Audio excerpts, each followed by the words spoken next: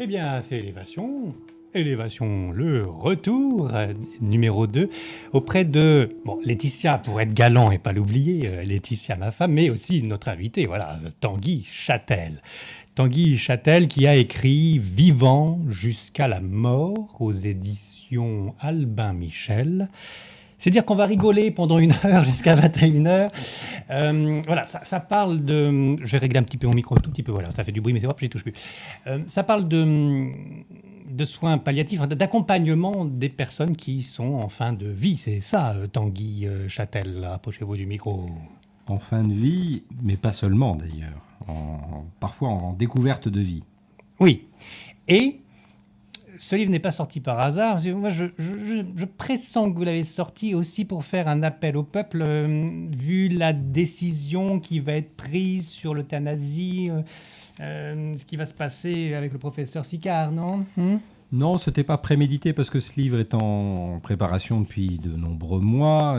Mais bon, bien sûr, moi, ma réflexion s'inscrit dans un contexte. Et ce contexte, il est en pleine évolution, où on a une population qui, petit à petit, s'intéresse et s'approprie ces sujets-là. Donc, si cet ouvrage peut, dans son créneau, contribuer à une réflexion, alors tant mieux. Oui. Hein, mais le sujet est vaste et Professeur Sicard, puisque vous faites la réflexion sur les fins de vie, c'est le moment de lire, il l'a lu sûrement, Tanguy Châtel, Vivant jusqu'à la mort. Bon, effectivement, le sujet de l'euthanasie, mais c'est pas ça hein, non, sur le c'est livre. Le sujet de l'accompagnement, voilà. En l'occurrence. Mais le sujet de l'euthanasie arrive aussi parce que c'est la mort, et c'est un sujet bien compliqué. On va en parler un petit peu au fil de cette émission, au fil d'une heure. Laetitia, ma femme, qui est à mes côtés, il n'y a pas de hasard, donc c'est donc ma femme, aussi travaille dans la même association que Tanguy Châtel. Alors Tanguy Châtel, ça fait plus de 10 ans que vous faites l'accompagnement. Oui, moi ça fait seulement 2 ans et demi. Mais c'est vrai que quand j'ai lu le livre de Tanguy Châtel, tout de suite j'ai reconnu aussi ce que moi j'ai ressenti en faisant de l'accompagnement de personnes en fin de vie ou accompagnement très malade, parce que c'est pas forcément des personnes en fin de vie, il y a des personnes qui reçoivent des soins palliatifs, mais c'est des soins aussi de support, pas forcément soins palliatifs. Il y en a même qui peuvent guérir. Voilà. Il y en a même qui peuvent être en rémission. Ouais. Donc on est amené à faire de l'accompagnement, mais pas forcément de fin de vie. Ouais, et donc vrai. Moi, c'est vrai que j'ai reconnu beaucoup de choses dans le livre de Tanguy. Enfin, tout de suite, ça m'a beaucoup parlé. Alors cette association, c'est l'ASP. C'est la plus grande association en France qui s'occupe de ça. Oui, c'est un réseau d'associations et effectivement les antennes parisiennes sont importantes. Et quand j'ai vu ma femme en train de se préparer à l'association, il y a des cours, il y a des stages, il y a un suivi psychologique. Et puis il y a surtout un mot d'ordre, c'est « Oh là, pas de prosélytisme religieux, touchez pas à ça ». Vous êtes laïque, point barre. Oui, ils sont des associations laïques, sachant qu'à côté, il y a dans les hôpitaux des aumôneries. Oui. Donc elles sont là justement pour offrir un type d'accompagnement qui ne se confond pas avec celui des aumôneries. Ça ne veut pas dire, enfin c'est le propos que moi j'ai défendu, qu'il n'y a pas une dimension spirituelle derrière un accompagnement laïque, malgré tout. Et vous faites la différence entre les religions et la spiritualité. Oui. Et vous, si on fait la conclusion du livre, vous en déduisez que l'accompagnement est une voie spirituelle. Oui, mais alors ça rejoint ce que disait Laetitia, c'est-à-dire que moi je suis parti de mon expérience de bénévole. Donc les mots que j'ai pu mettre dessus sont des mots qui parlent effectivement aux bénévoles, puisqu'on est en phase en termes d'expérience, même si chacun a son propre vécu et mettra derrière des mots peut-être différents. Mais en tout cas, ce que j'ai essayé de souligner est assez représentatif, semble-t-il, c'est les échos que j'en ai maintenant, de cette culture de l'accompagnement. Et notamment dans le fait que cette culture du soin, de la présence auprès des autres, porte une dimension spirituelle, mais qui n'était pas jusqu'à présent explicitement identifiée comme telle. Au contraire, parce qu'on est dans une société qui a une véritable exigence de laïcité, parfois même une sorte de religion de la laïcité, alors on avait tendance à dire « Ouh là là, si c'est spirituel, c'est pas compatible avec la laïcité ».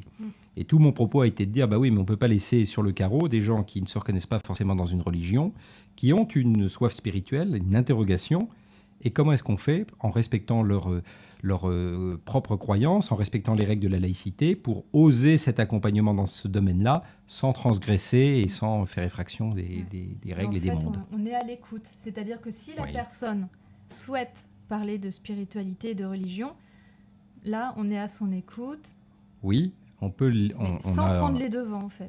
D'abord, on ne crée pas, la discussion sur ce Voilà. sujet-là. Si la personne nous invite à parler sous une dimension un peu religieuse, alors on peut bien entendu l'écouter. Si ça devient un peu plus pointu, on peut l'orienter vers les aumôneries. Et puis, il y a ceux qui ont des questionnements spirituels, mais qui ne savent même pas qu'ils ont des questionnements spirituels. Ouais, ouais. Parce que quand on arrive à la fin de sa vie d'une façon plus ou moins tardive ou malheureusement trop tôt, effectivement, il y a l'idée du sens de la vie qui ressort, qui jaillit, et en plus de la souffrance, on en parlera, il y a surtout la souffrance effectivement spirituelle, où d'un seul coup on se dit « Ah, c'est vrai, je ne suis pas immortel », alors c'est une information, hein, on n'est pas immortel, et on se trouve au pied du mur, qu'est-ce qui se passe derrière ? Finalement, j'y ai pas réfléchi, que ce soit religieux ou pas. C'est là la vraie souffrance, elle est spirituelle pour vous, pour les personnes qui sont... Oui, mais fin de vie. il faut comprendre une chose, c'est que pendant des siècles, on s'est posé la question en termes d'au-delà. Et donc, le questionnement de fin de vie nous invitait à imaginer qu'il y avait une vie après la mort et donc préparer l'émergence de cette vie après la mort ou au contraire se prémunir d'une possible damnation. Et donc, l'accompagnement de la fin de vie n'était pas en tant que tel un objet d'intérêt, sauf en ce qui l'aidait à préparer l'au-delà. Et puis du fait que dans le contexte contemporain, on croit beaucoup moins en l'au-delà, il semblerait. Ah bon. Alors on assiste à une forme de ce que certains appellent un rapatriement dans le présent, et c'est qui devient plus intéressant, plus travaillant, plus bousculant, c'est ce chemin de fin de vie pour essayer de faire émerger quelque chose pour la fin de vie et non pas pour l'après. Et c'est là où l'échange est intéressant entre l'accompagnateur et le patient. C'est que, bon, voyez, justement, il y a échange. Vous apprenez des choses avec cette personne qui peut être même semi-comateuse. Votre présence, vous en avez conscience que c'est ici et maintenant que vous faites quelque chose. C'est là le côté spirituel. Oui, il y a ces deux aspects. Il y a ce rapatriement dans le présent qui fait que ce qui compte, c'est le ici et le maintenant. Or, de tout temps, à travers toutes les traditions, qu'elles soient orientales ou occidentales, le ici et le maintenant est une des clés d'accès à la dimension spirituelle de l'être, que ça soit dans la philosophie ou que ça soit dans la religion d'ailleurs. Et puis, il y a au cœur de ce ici et le maintenant l'inscription dans une relation. Et cette relation, historiquement, on sait à quel point les religions sont construites autour de la qualité de la relation, mais en tout cas la religion chrétienne pour l'Occident qui nous concerne, c'est un peu distancié de cette relation pour mettre l'accent davantage sur le corpus théorique, les sacrements, les interprétations. Et donc on a privilégié une certaine forme de la religion en mettant un peu en retrait le cœur de la foi qui reste la relation, qu'elle soit la relation à Dieu, la relation à l'autre, la relation à soi, parce que c'est dans la relation que la vie s'éprouve, s'expérimente, et non pas dans les livres. Bien sûr, mais il y a des aumôneries qui existent. Et pourquoi rentrer dans la laïcité la plus complète plutôt que de suivre la bonne religion, que certains peuvent penser. Hein, chacun a sa bonne religion, bien sûr.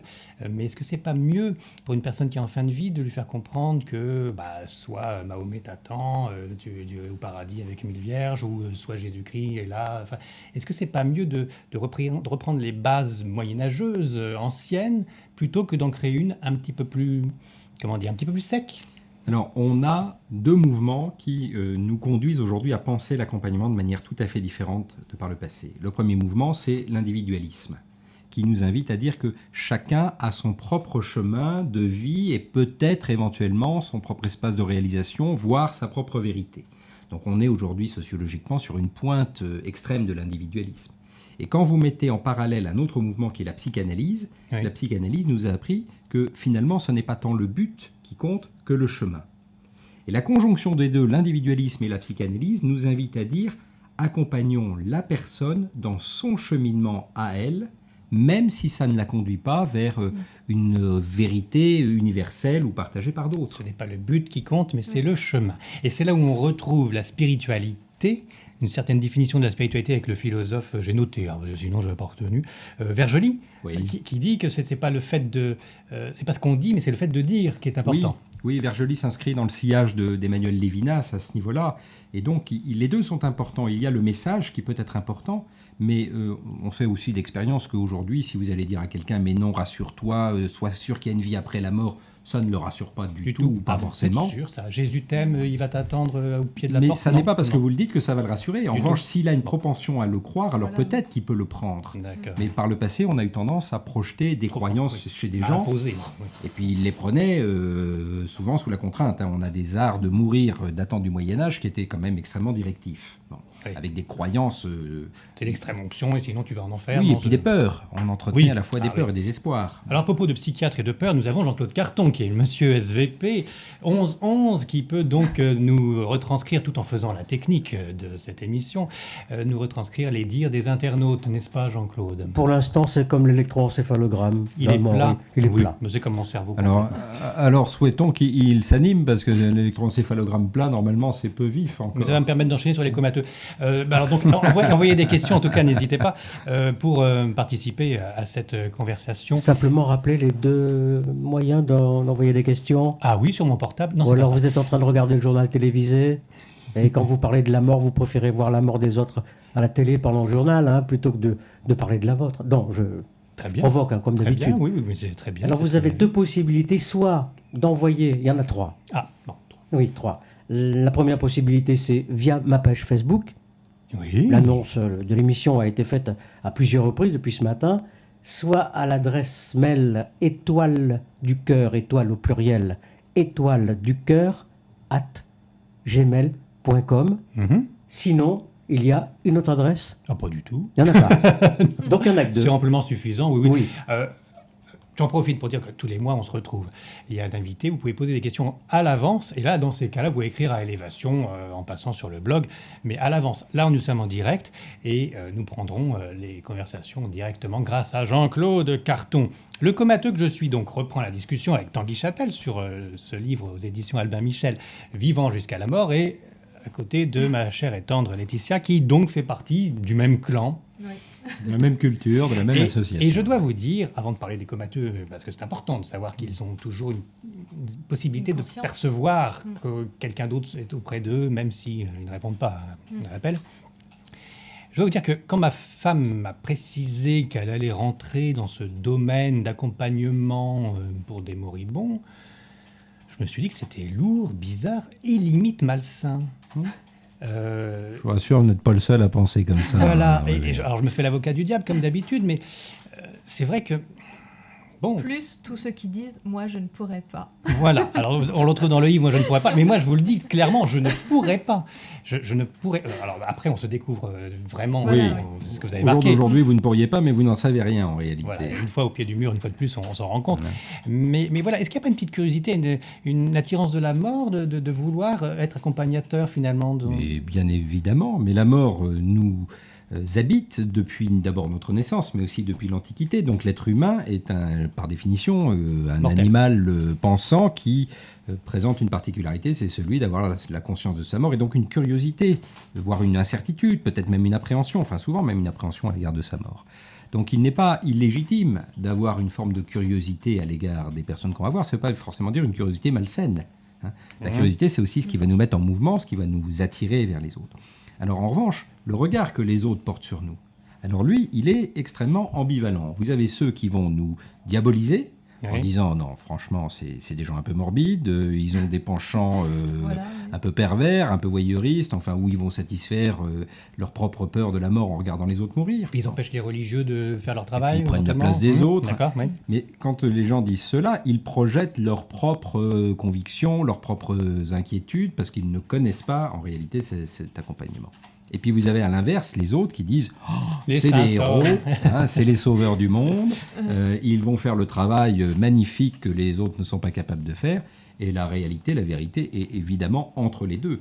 C'est-à-dire que nous sommes tous des êtres humains tout à fait ordinaires, avec nos vies quotidiennes, on est dans des associations, mais on a tout un tas de responsabilités par ailleurs. On doit apprendre ce que c'est qu'accompagner, c'est pas quelque chose d'inné qui nous tombe dessus comme la grâce. On n'est pas à l'abri des erreurs, donc parce qu'on n'est pas à l'abri des erreurs, on est encadré, vous l'avez signalé au Les début. psychologues. On a des groupes de parole, de supervision, des formations régulières, pour que on puisse limiter les risques, mais on est toujours sur une incertitude. Accompagner, c'est prendre une part de risque. Un individu qui va à la rencontre d'un autre, lequel est confronté à une épreuve délicate, et puis lui manifeste sa présence dans le peu qu'il peut. Moi, j'ai une devise que je reprends systématiquement, elle est de Théodore Monod. Le peu que je peux, le très peu que je peux, j'essaye de le faire, non pour l'honneur, mais par humilité. Voilà. C'est beau. Et sans illusion. C'est beau ça. C'était dans le désert qu'il a dit ça. Sans doute, sans doute. N'empêche, voilà, le côté inquiétant de cette démarche, parce que c'est la mort et ça inquiète tout le monde, c'est, je reviens sur ce terme, vous faire réagir, et puis Jean-Claude, il aime bien ça, c'est le côté malsain, attirance de la mort. Bon, vous n'êtes pas gothique dans votre enfance, vous n'aviez pas... Non, je ne l'ai pas été. J'ai mis une tenue à peu près normale ce soir. Mais pourquoi malsain? Ben parce que on voit Au des personnes contraire. qui souffrent, on peut Ouais. rien faire, et on sait que la fin est inéluctable pour ces personnes. Moi, j'ai jamais pensé à ce On se côté sent malsain. impuissant, non? Et si on c'est ma posait la projection, question à hein. l'envers? Ah non, bon, ça me Et tombait dessus. si ne pas aller voir ces Oui. gens-là n'était pas justement l'attitude? Mais puisqu'il y a les malsaine. religieux qui le font déjà. Eh oui, mais les religieux le font dans une perspective qui est une perspective religieuse précisément, parce qu'ils ont choisi les aumôneries. Hein. Mais les personnes que nous allons voir ne sont pas toutes désireuses de recevoir la visite d'un religieux, n'ont pas toutes une interrogation métaphysique. Mhm. Hein. Elles ont besoin de liens, et puis parfois elles peuvent être en rejet de la religion. Et puis ça ne les empêche pas éventuellement de voir quelqu'un de l'aumônerie et d'avoir envie de voir quelqu'un qui soit un Et de se bénévole. poser des questions Et spirituelles. puis le médecin et l'infirmière. D'accord, je comprends bien. La question est inverse. Est-ce que avoir de telles réticences avant d'aller voir quelqu'un qui souffre n'est pas en soi une forme de fuite De qui l'acheter. porterait sa part d'ombre? Mais oui. Imaginons que vous êtes un jeune parent, moi je suis un jeune parent, j'entends mes enfants qui souffrent la nuit, je ne vais pas dire mon Dieu, je ne sais rien faire, je vais rester dans mon lit, je vais me calfeutrer dans ma chambre et je vais attendre que ça passe. Hum. Hein. Hum. Donc la souffrance d'un individu nous convoque, comme le dit Emmanuel Lévinas, le visage de l'autre m'appelle et appelle ma responsabilité. Oui, je vois bien. Mais il y a aussi le côté où il y a un échange et que ça vous apporte des choses. Oui. Euh, Heureusement, Alors, donc, nous il ne y a- sommes pas dans Non, l'unilatéralité. il y a Oui. pas, on n'est pas dans le don d'ailleurs. C'est pas dans le don. Marcel Mauss, le don n'existe pas. Vous l'avez bien Le précisé. don gratuit. Le don gratuit Ah, le n'existe don, pas. oui. Mhm. Ouais, ça, Donc il y a un intérêt. Bon, en tout cas, alors, ce qu'on peut dire, avant de prolonger la discussion sur l'intérêt de t'accompagnateur, ce qu'on peut dire, c'est qu'on ne gagne pas d'argent avec Non. ça. C'est une Non. catastrophe. On peut, ouais, Franchement, catastrophe. bah, ça- on peut gagner un peu d'or, Non, même pas, une oui, richesse sous un autre plan, mais vous- pas d'argent. Vous Pas faites pas l'argent de captation monétaire. d'héritage breton non plus. Donc voilà. Précisément Et vous êtes pas. très très mal payé parce que c'est limite bénévole. Enfin, c'est c'est dramatique. bénévole. Totalement Ah bénévole. oui, c'est ça. c'est- C'est bénévole.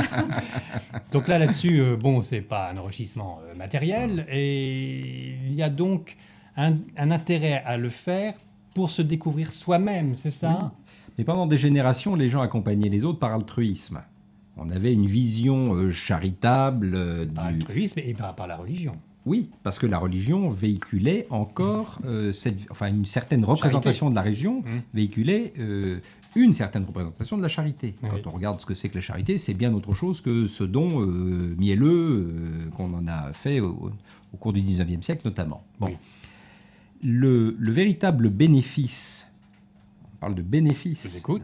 qui n'est pas un enrichissement monétaire, qui est une richesse personnelle accumulée, est dans le partage, est dans la rencontre avec l'autre. Donc il n'y a aucun scrupule à dire qu'on va voir des gens qui sont malades, notamment parce qu'on en retire un bénéfice. En termes de j'ai donné quelque chose, donc je suis quelqu'un de vertueux, il y a déjà une part narcissique, mais j'ai reçu quelque chose. J'ai reçu le témoignage de cette personne, j'ai reçu sa confiance, sa marque de confiance, parce qu'elle me dit des choses qu'elle ne dit pas forcément aux autres, parce qu'elle se dépose dans mes bras, et donc je suis heureux, je suis fier d'être la personne de confiance pour l'autre. D'accord. Et oui. puis, je suis le témoin de son cheminement, et ces questions peuvent me perturber, m'interroger, me mettre en mouvement, m'éclairer, révéler quelque chose. C'est-à-dire que vous en voyez un qui part avant vous et ça peut vous donner encore plus d'idées spirituelles, c'est ça? Pas forcément, c'est-à-dire que nous voyons quelqu'un qui peine à vivre avant de mourir, qui fait ce travail, comme le dit le psychanalyste Michel de Musan, qui tente de se mettre au monde une dernière fois avant de disparaître. Et assister à ce travail et assister la personne en assistant à ce travail, c'est un privilège. Une belle Et synergie. c'est pas un privilège de voyeur, c'est un privilège d'être témoin de quelqu'un qui fait son œuvre de vie d'une certaine manière. Et puis je me doute que les voyeurs, les malsains, sont vite repérés par Oui, les oui, membres de mais la... oui, mais oui. D'ailleurs, il y a une l'ASP. sélection au début. Hein. Oui. On passe des entretiens et... Et oui, on ne prend Il pas les peut y avoir- gothiques. Mais il peut y avoir des erreurs de casting. Hein. Il peut y avoir. Mais c'est vrai qu'on s'assure quand même de Oui, Enfin, voilà, de l'équilibre quand même de la personne. Et qui- tant mieux. Et c'est géré par qui des arrive. grands médecins, pas trop des grands religieux, on est d'accord, mais c'est des Ah grands oui. médecins qui veulent aider son prochain. Et ce sont c'est des ça. professionnels de santé, De santé, oui. qui ont Donc c'est logique que leurs ce soit laïque. exigences de rigueur, de sécurité, de compétences professionnelles. Donc on n'est pas sur des petits violons pour aller faire sourire et apaiser les gens. On est sur une prise en charge qui est à la fois compétente, spéciale, Oui. technique Oui. et en même temps humaine. Ça se fait à la fois dans les hôpitaux et sur place. Avec, Ça se fait aussi un peu à domicile. Exactement. Alors, on parlait des comateux, enfin on devait en parler, on va en parler. Oui. Vous rendez des visites, prenons l'exemple des hôpitaux, hein, par exemple. Il y a des malades comateux. On vous dit quoi? On vous dit cet étage-là, vous pouvez y aller. Ils sont à moitié athées, ils vont bientôt y passer. Ils veulent pas voir de prêtre ou On d'imam. nous dit des choses très diversifiées parce qu'en fait, les gens connaissent mal, même dans les services de soins palliatifs, l'action des bénévoles. Alors, comment vous y rentrez dans ces hôpitaux? Alors, on y rentre parce que l'association a conclu une convention avec un service. Oui. Et donc, on a validé une charte, une Bon, ils vous connaissent, formation. donc, ils vous connaissent. Ils ont validé notre intervention, mais ils ne connaissent pas forcément précisément ce que nous sommes capables de faire. Ouais. Parce qu'en plus, il y a des personnels qui sont en mobilité dans les hôpitaux, parfois des personnels intérimaires ou des vacataires. Donc, c'est un monde qui bouge, qui se renouvelle. Alors, on a parfois des gens qui nous accueillent en nous disant « Lui, c'est pas la peine d'aller le voir parce qu'il est en toute fin de vie. Voilà. » Vous voyez Hein Ah, ça c'est bien. Parce ça. que Oui. ces gens-là s'imaginent que nous, Ça ce qu'on arrive cherche souvent. à avoir, c'est des gens qui sont encore bien frais et dispo. Mm. Et puis on en a d'autres qui nous disent ah ben elle, il faut aller la voir parce elle adore parler, donc vous allez pouvoir du bien. parler avec elle. Mmh. Et nous, on est entre les deux. On est capable à la fois de se tenir auprès de ceux qui sont en toute fin de vie, avec lesquels on n'aura pas d'échange, et on est aussi capable d'écouter, de rester. D'accord, mais c'est vous dans qui une choisissez les patients ou on vous les impose? On a une liberté de s'adapter en fonction des situations, mais on obéit aux soignants s'ils nous disent un tel, il ne faut pas aller le voir parce qu'il peut présenter un risque sanitaire, parce qu'il a refusé d'avoir des visites. Bien sûr. Donc, ils nous encadrent nos D'accord. visites. Et à partir de ça, puisqu'on est formé et responsable, on est aussi capable de répondre un peu à la demande quand on voit qu'une personne appelle plus qu'une autre. Et vous savez si vous êtes plus apte à discuter longtemps ou à être face à un comateux, en fonction Ah des bah personnes oui, aussi. oui. Chacun On son a un truc. peu d'expérience, mais c'est un domaine où l'expérience est finalement pas si importante que dans les autres domaines. Parce que Pourquoi l'essentiel, c'est la présence, c'est ça? Oui, et puis la présence, ça ne se décrète pas et ça ne se reproduit pas. C'est Ouais. pas parce que vous avez réussi à accompagner une personne que la semaine d'après, vous allez réussir à accompagner de nouveau cette personne. On n'est pas dans un Qu'elles vous domaine reconnaissent, par exemple. scientifique. Non. Vous voyez, dans le domaine scientifique, vous posez une équation et vous remettez les mêmes conditions, vous avez le même résultat la semaine d'après. Mmh. Dans le domaine de l'accompagnement, on est dans la relation, eh ben, on n'est jamais certain que ça va bien se passer. Donc il y a toujours une part d'imprévu, il y a toujours un saut dans l'inconnu. C'est assez ingrat même. Il y a des Oh, moments là, non, parce que c'est- il y a l'affectif qui forcément en rajoute. Si vous revoyez toujours la même grand-mère et qu'elle commence à être charmante et puis du jour au lendemain qu'elle vous reconnaît plus, ça doit faire quand même un petit peu mal. Oui, mais c'est pas de l'ingratitude. L'ingratitude, ça supposerait qu'on est dans l'attente à l'égard de ces gens-là. Dans l'attente au camping. Précisément. vous Mais êtes- on parlera de l'attente parce que la rencontre se fait sous une tente, d'une certaine manière. Mais c'est vrai qu'il faut jamais attendre quoi que ce soit. D'une semaine sur C'est l'autre, exact. il faut jamais. Oh, Parce t'as bien que- appris les leçons. Non, dis mais, donc. mais parce Non, que mais- je l'ai vécu. Oui. C'est vrai Elle est qu'on peut qualifiée. très bien passer une heure et demie avec une personne un jour, on y retourne une semaine après. Elle a tout oublié. Eh oui. Alors on se Donc demande à quoi on c'est- sert, non? Non, Non, parce que Non, mais l'instant il faut le présent était bon, savoir. d'accord. C'est ça. D'accord. On Je- est dans le je ici commence et à le comprendre, maintenant. j'ai pas l'air, mais Et on n'est pas dans la projection. La Ouais. difficulté, c'est que si vous constatez que vous avez des frustrations, c'est qu'en fait, c'est un très bon révélateur pour réaliser que vous étiez dans la projection et dans l'attente. d'accord. Oui, encore Ouais. ce fameux camping. Bien.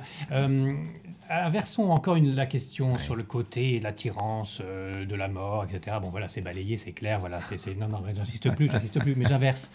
Oui. C'est pas- L'attirance de la mort, non. Non, mais Non, non. c'est fini, c'est terminé, j'en peux plus. Néanmoins, si j'inverse la question et si je me projette sur vous, il y a peut-être un retour de manivelle, de dépression, de voir tous ces gens qui souffrent, qui vont mal, qui meurent, qui vous quittent. Est-ce qu'on garde sa joie de vivre à être accompagnateur comme ça? Ah bah voilà, la réponse est immédiate. Mais bah, comment dire, moi je sais que les premiers mois où j'ai fait de l'accompagnement de fin de vie, je rentrais chez moi après et j'avais faim, mais faim. Et ça me surprenait. Et quand on en parlait en groupe de parole, souvent on disait que justement, quelquefois le contact avec les gens en fin de vie, bah nous, ça nous donnait justement un regain de vie. Ah bon? Mais oui, Mhm. et moi je sais que j'ai eu des fringales parce que je sortais de l'hôpital et j'avais envie de manger, enfin de C'est-à-dire, vous vivre. faites comme les médecins, c'est-à-dire vous coupez après votre patient, vous Mais n'y il pensez faut. plus. Oui, faut, ouais. oui, et c'est salutaire Mm. parce que c'est à cette condition qu'on est dans l'accompagnement dans l'instant et non Ouais. pas dans un accompagnement continué. On va peut-être revoir la personne, mais comment faire en sorte que le moment où on va la revoir soit une nouvelle première fois? D'accord. C'est là où on retrouve un petit peu le bouddhisme. Sans doute, parce qu'il y a de fortes influences du bouddhisme dans la construction de la philosophie des soins palliatifs en France. C'est le bouddhisme qui a réhabilité ce que la chrétienté connaissait, mais avait un peu escamoté, c'est-à-dire cet art de l'instant présent. Présent. D'ailleurs, vous l'avez précisé dans votre livre, il y a dans toutes les bibliothèques de soins palliatifs le fameux livre de Soyan Tibétain, Rinpoché, de la vie et de la mort. Oui. Mais le bouddhisme nous aide aussi à comprendre la vertu du détachement. Et ça rejoint votre question précédente, c'est-à-dire que comment ne pas être dans une tristesse ou une affliction avec des gens auxquels on s'est attaché et qui vont devoir nous quitter et qu'on va devoir quitter. Et bien justement, cette centration sur le ici et le maintenant, dans l'investissement autant qu'il est possible de la rencontre, nous permet, quand on s'en va, de dire « je m'en vais, je quitte vraiment ». Je reviendrai peut-être la semaine prochaine, mais je quitte vraiment. L'instant présent toujours. Et D'accord. donc le travail de deuil se fait presque à chaque fois qu'on quitte quelqu'un. Alors, je précise 2-3 petites choses. Jean-Claude Carton, je me souviens de notre entretien. Excuse-moi de te réveiller. Je suis en train de répondre à des questions. Mais s'il y a des questions qui sont liées à notre conversation... Simplement ça te me- préciser, ne vous offusquez pas s'il n'y a pas de questions. Ah non, mais on n'est pas offusqué du tout. Hein? Oui, mais on se dit toujours, est-ce qu'on est écouté quand même? Si on fait ça entre 20h et 21h, c'est pour être écouté et Oui, mais comme c'est entendu. multi-rediffusé après. Mais comme ils ne connaissent pas, Et oui, les gens ne connaissent pas hein, écoutez ce la suite. sujet-là. Et justement, Et Jean-Claude, d'ailleurs, ils reprochent aux merdias, comme je les appelle, de ne pas aborder un sujet comme celui-là, sous prétexte que ce ne serait pas vendeur ni commercial. C'est vrai, Tanguy? Alors, ce qu'on observe d'abord, c'est qu'en termes d'édition, les éditeurs ont compris que ce sujet intéressait la population. Il y a une véritable soif, parce que justement, on est dans un monde qui est arrivé aux limites d'un certain modèle matérialiste qui propose assez peu de choses en matière de sens et en matière d'expérience sensible aussi, finalement. Et donc, les éditeurs, eux, ont senti, il y a belle lurette, que ce sujet était intéressant. Les journalistes ne l'ont pas encore complètement intégré et s'imaginent qu'effectivement, ce sont des sujets qui ne vont pas fédérer suffisamment d'auditeurs. Et moi, j'observe que quand je me déplace et que je fais des conférences, eh ben, les gens viennent parce qu'ils sont désireux. Pourquoi? Parce qu'ils ont tous eu autour d'eux bien sûr. une personne qui a été concernée par cette situation. Mais les journalistes sont persuadés qu'ils ne mourront jamais. Il y a de très bons journalistes. Hein. Oui, 2. Alors, moi, je vous ai Vous les avez découvert... en face de vous. Voilà. Oh, bah alors 2,5. Alors, parce que Et ça- Laetitia. Bah voilà, oui, oui. Je vous ai découvert grâce au Jour du Seigneur, qui passe Ah oui, tous les oui, dimanches oui, matins. ça, vous avez, oui. Mais écoutez, c'est bête à dire, mais voilà un carcan de mélange d'émissions, toutes religions confondues. Et le dimanche matin sur France 2, mais ça commence par le bouddhisme, ça se termine par le catholicisme. Mais c'est fabuleux. Et c'est on parle très de suivi. tout, on n'a peur de rien. Et heureusement que c'est très suivi, que c'est Et maintenu c'est par le très service suivi. public. Ouais. Bravo, le service public en force. Tu voulais dire? Jean-Claude, je Oui. sais que tu as vécu pas mal de temps dans les hôpitaux. Oui. Je me souviens de notre conversation. Oui. Voilà.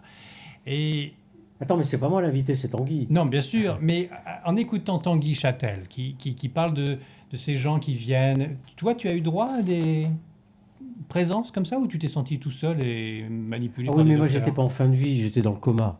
Et bien justement, et on a le sujet du coma qui doit venir. Oui, et je pourrais dire simplement, l'expérience que j'en ai, c'est quand vous allez visiter des personnes dans le coma, surtout ne leur parlez pas comme si elles étaient mortes, quoi. Et Parlez-leur oui, ne criez pas non plus. Ça comme va ils sont bien vivants. Oui, évitez de crier, Oui. évitez de faire du bruit avec vos... Moi, ce que je détestais dans le service où j'étais, parce que j'étais conscient de tout ce qui se passait, même si je ne le montrais pas, c'est les infirmières avec des... Avec leurs sabots. Oh là! Mais ça résonnait, c'était monstrueux. Monstrueux. Non, câlinez-les, faites-leur des bisous, parlez-leur à On l'oreille, ressent rien quand touchez-les. tu le ressentais. touchez-les, Touchez-les. touchez-les, parlez-leur normalement. Je sais pas ce que Tanguy en passe, mais Alors, oui. hein, alors, ces gens-là ne sont pas morts, ils bon. vous écoutent. Alors, le sujet comateux, voilà. Il y en a qui ressortent, mais il y en a qui y restent. Hein, donc. Ben, il faut bien distinguer la personne qui ne ressent plus rien et celle qui ressent quelque chose, mais est dans l'incapacité de manifester qu'elle ressent quelque chose. Bon, vous avez raison, il faut faire un point déjà bien précis. Il y a ceux qui sont en maintien de vie artificielle. Déjà, là, c'est plus du comateux. Là, ce sont des états végétatifs chroniques dont on ne peut pas dire grand-chose. Peut-être qu'ils ressentent quelque chose, parce que certains en sont sortis et ont témoigné. Parce qu'attention, on est au studio Jean-Jacques Charbonnier, c'est un anesthésiste. Il s'y Ouais. connaît en Ouais. NDE et Ouais. sur les frontières de la mort et Ouais. comment. Clairement. Attention, alors déjà, on ne sait pas vraiment où est la vérité. Donc il nous faut être prudent et Mm. partir de l'idée, dès lors que nous avons un nombre suffisant de témoignages aujourd'hui, Fais pas, Laetitia, qu'une regarde. personne en état végétatif chronique ou en coma doit être supposée réceptive. C'est pas parce qu'elle est Consciente, réceptive, consciente, oui, consciente c'est encore un autre aspect, mais Bon. au moins sensible. sensible. Sensible. Après, consciente qu'elle puisse percevoir et peut-être mettre des mots ou des représentations Je dis ça, dessus. Je t'interromps, mais c'est parce que pour moi, la vie, c'est la conscience. Alors, voilà, c'est Ben non, parce Non, que hein. nous avons aujourd'hui des situations de gens qui sont maintenus en vie et qui ne sont pas forcément conscients, ou qui peuvent avoir des états de conscience variables aussi. Vous voyez, la Oui, conscience, c'est il y pas a tout ça ou rien. aussi, Oui, Jean-Claude. Juste en aparté, j'ai reçu il y a 1 an et demi une femme qui était dans le coma. Oui. Et cette femme ressentait tout. Elle le raconte dans un livre extraordinaire. Une fois encore, les médias n'en ont pas parlé. Et son témoignage, il est sincère, il est véritable. Et sa fille venait la voir tous les jours. Les médecins avaient dit, il n'y a rien à faire, elle ne se réveillera plus. Et ils la maintenaient donc artificiellement en vie. Et il s'est passé, même à Lourdes, il n'y en a plus. Il s'est passé un miracle. Elle l'explique comme ça, je me lèverai tout à l'heure pour aller chercher le livre. Ah bah oui, il faut qu'on sache. Elle a senti, elle était réceptive. C'est très juste l'adjectif que vous venez d'utiliser. Sa fille, à un moment, a versé une larme. Et cette larme est tombée sur la joue de cette maman, qui était donc dans un état comateux, stade 2. Quand même assez dangereux, quoi, hein, comme état. Elle a senti la larme couler sur sa joue. Et elle raconte qu'elle s'est réveillée de son coma. On y croit, on n'y croit pas. On a maintenant une abondance de situations, en plus Le titre au niveau du livre, international. c'est Une Le larme m'a témoignage comme sauvé, ça, voilà. Oui. pour une toute petite chose infime. Oui, oui, on a beaucoup de témoignages au niveau international maintenant. Donc, ce sont des sujets qui sont des sujets de recherche. En France, on a hélas beaucoup de retard parce qu'on est trop rationnel d'un point de vue philosophique. C'est bien, Bon. je ne fais pas dire. Mais les Américains, ils sont très pragmatiques et ils regardent ça marche ou ça marche pas. Bon. Donc, il nous faut partir quand on prétend accompagner quelqu'un qui est dans le coma, il nous faut partir du principe que cette personne est réceptive, mais ne peut pas manifester ce qu'elle ressent. C'est donc très différent de l'accompagnement qu'on peut faire entre vous et moi, où je peux ajuster ma manière d'être en fonction de vos réactions. Bien entendu. Oui. Là, vous êtes face à un mort. Donc, d'un point de vue éthique, je peux essayer d'être un peu plus ou un peu moins, et donc de m'ajuster en permanence parce que j'interprète Bon, vos réactions. D'accord. Et quand vous êtes face à quelqu'un qui est dans le coma, eh ben vous n'avez pas la possibilité d'interpréter. Donc quand vous lui prenez la main, peut-être que vous la prenez un peu trop fort et que ça le dérange. Peut-être que vous ne la prenez pas assez fort et que ça le dérange. Je sens rien. Peut-être que vous parlez trop fort, peut-être que vous êtes trop loin. Bon. Mm. Donc là, on est aux limites de l'accompagnement où il nous faut faire le pari que notre présence, même si elle n'est pas tout à fait ajustée, même si elle est un peu trop ou pas assez, reste bénéfique. Elle est plus bénéfique que notre absence. Alors, vous parliez de témoignages américains ou autres. Est-ce que vous avez eu, comme pour Jean-Claude, des sorties de coma et un témoignage du patient disant « Heureusement que j'avais un accompagnateur qui venait Moi, j'en ai pas eu personnellement. Donc vous êtes dans le flou quand même. En agissant comme ça, vous êtes dans le flou, dans une projection justement Non, de dire quand même ça doit servir à quelque chose. Il y a des personnes qui ont pu témoigner, donc moi je ne peux parler que de mon D'accord. expérience personnelle. Je n'ai pas été en situation de rencontrer quelqu'un qui sort du coma et qui me dise heureusement j'ai senti votre présence. Bon. Mais oui. Excusez-moi, il y a aussi les malades d'Alzheimer. Ah oui. Moi, je trouve que l'état ressemble. Et enfin, cet état par moment, ils ont une conscience, par moment, ils ressentent plus ou moins les choses. Et moi, j'ai eu l'expérience d'une personne qui avait la maladie d'Alzheimer, qui était continuellement allongée, qui était continuellement le regard dans le vague. Donc, on allait la voir. Bonjour madame, je viens vous voir, je suis près de vous. Pas de réaction. On la touchait un peu, quelquefois elle avait des réactions de rejet ou elle avait peur. Puis quelquefois rien du tout. Alors on se disait bon, on n'y va pas, ça sert à rien. Mais très longtemps, moi je suis allée la voir cette dame, 1 an et demi, 2 ans. Et une fois, au bout justement presque 2 ans, au fur et à mesure, toutes les semaines d'aller la voir, une fois je rentre et je vois que ce jour-là, elle a un regard un peu plus appuyé que d'habitude. Elle me regarde beaucoup plus fixement que d'habitude. Et je lui dis bonjour madame, je lui dis son nom, je dis vous me reconnaissez? Et là, c'est la première fois qu'elle me faisait un grand oui. Ah oui. Elle n'avait jamais parlé. Enfin, vraiment, quoi, elle n'avait Donc manifesté il y a eu un contact aucune... qui s'est établi au bout de combien de temps? Et bien là, au bout de 2 ans, j'obtenais une réaction. Ah oui. J'allais la voir toutes les semaines, pratiquement toutes les semaines. Et tout d'un coup, là, je me suis dit, oh, bah, ça a servi à quelque chose. Alors finalement, elle ressentait... on avait l'impression qu'elle était vraiment mais ailleurs, hein, puis vraiment très très loin. Et finalement, alors je ne sais pas si c'est une vraie réaction, si c'était si c'était vraiment juste, mais en tout cas, ce jour-là, il s'est passé quelque chose. Et ça me fait dire que, un peu comme le coma, que finalement on a raison d'y aller, de parler, de toucher, qu'ils doivent sentir quelquefois... Plusieurs livres l'attestent. Mais, bon. mais là, il nous faut aussi quitter notre approche trop rationnelle qui consisterait à dire ça bouge plus. voilà, la présence n'est pas démontrable, donc elle est peu opérante. En réalité, nous savons tous, plus ou moins inconsciemment, que nous percevons les présences des gens qui peuvent être dans notre dos, leur qualité d'énergie, s'ils sont irrités, s'ils ne sont pas irrités. Les magnétiseurs, les même ondes, pas, etc. même pas, non, mais Dommage. on peut y aller si vous voulez, mais Ah oui. c'est même pas là. C'est-à-dire que nous avons, c'est une expérience sensorielle, percevoir la présence de l'autre. Si vous vous rapprochez trop près, même si j'ai les yeux bandés, je vais sentir que vous êtes trop près. Et si vous éloignez, je vais le sentir aussi. Donc on est dans une sensorialité à la présence de l'autre. Animal, de vibration. Oui. Alors, dans le cas de gens malades d'Alzheimer, ils n'ont plus tout à fait leur conscience, ou alors par épisode, mais ils ont encore toute leur sensibilité tactile. Donc, on est encore avec Ça, des on gens est qui sûr peuvent... des Alzheimer, ils oublient pas 2 secondes après. Vous lui pincez le doigt, réagit. il va réagir. Hein. Donc, on est en fait sur des gradations d'accompagnement. Il y a les gens qui sont sensibles et conscients, ceux qui sont un peu moins conscients mais qui restent sensibles, jusqu'aux gens qu'on plonge soit artificiellement dans le coma, soit qui sont dans le coma parce qu'ils ont un problème neurodégénératif ou état végétatif chronique. Bon.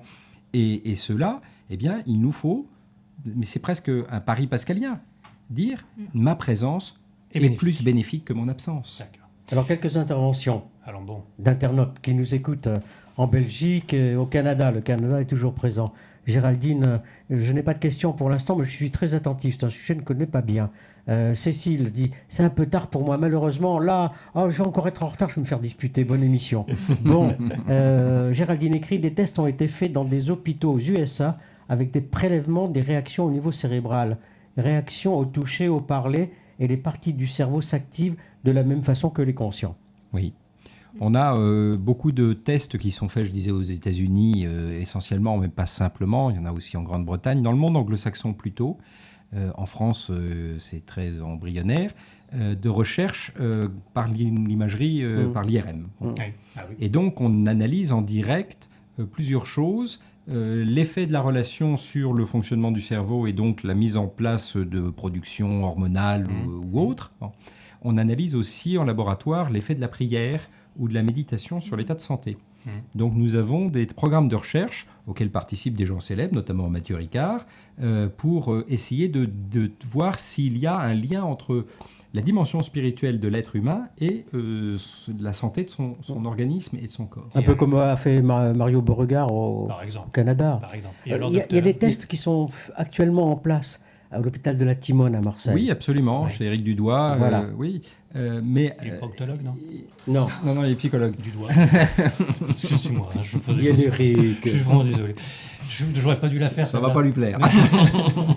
Et donc, nous avons aux États-Unis une approche qui, de mon point de vue latin, est trop pragmatique, qui consiste à dire, on a des cohortes statistiques et donc on sait que contre le cancer du foie, vaudrait mieux prier comme ça parce que ça a l'air plus efficace, alors que contre le cancer du pancréas, ça serait peut-être une autre type de prière. Donc ça, c'est les extrêmes de certains programmes de recherche qui essayent d'être un peu mécanistiques, un peu fonctionnalistes.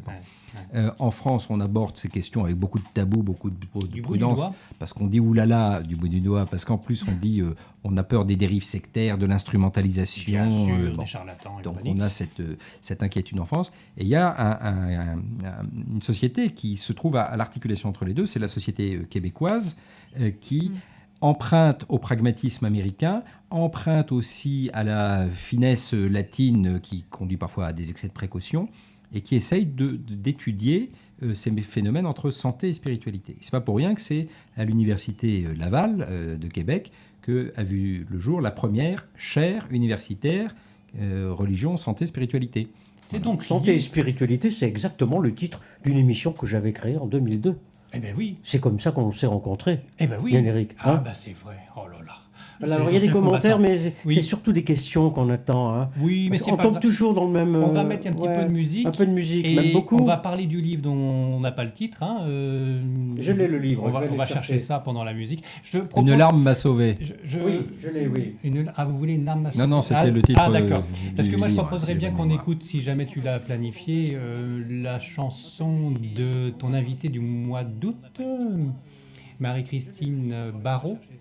Alors attends, parce que je suis en train de C'est la regarder... panique à la technique. Ah oui, oui, non, pas du tout. Non, simplement que dès que j'ai remis... Mais c'est ça le direct. Mais bien sûr. Parce que nous sommes les seuls dans le monde à Et- faire des émissions de télévision en direct. Direct. Et je rappelle qu'après, on retrouve par Et tu fais archive... partie de la troupe. Ah ben, merci bien. Et qu'on retrouve par archive, d'une façon tout à fait gratuite, bien sûr, l'émission sur Élévation, on peut la réécouter. Et puis sur Étoile du Cœur, bien entendu.